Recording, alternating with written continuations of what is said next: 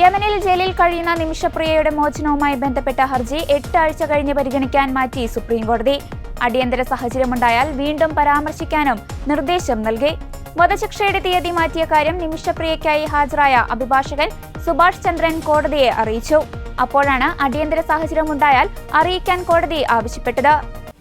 നിമിഷപ്രിയയുടെ മോചനത്തിന് കേന്ദ്ര സർക്കാർ ഇടപെടൽ ആവശ്യപ്പെട്ടാണ് ഹർജി. നിമിഷപ്രിയയുടെ മോചന ശ്രമത്തിനായി യമനിലേക്ക് പോകാൻ അനുവദിക്കണമെന്ന ആക്ഷൻ കൗൺസിലിന്റെ അപേക്ഷ കേന്ദ്ര സർക്കാർ നേരത്തെ തള്ളിയിരുന്നു.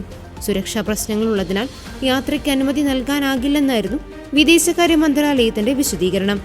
സേവ് നിമിഷപ്രിയ ആക്ഷൻ കൗൺസിൽ നൽകിയ ഹർജിയാണ് ജസ്റ്റിസ് വിക്രംനാഥ്, സന്ദീപ് മേത്ത എന്നിവരുടെ ബെഞ്ചിന്റെ പരിഗണനയ്ക്ക് വന്നത്. അതേസമയം വധശിക്ഷയിൽ നിലപാട് കടുപ്പിച്ചിരിക്കുകയാണ് കൊല്ലപ്പെട്ട തലാലിന്റെ സഹോദരൻ.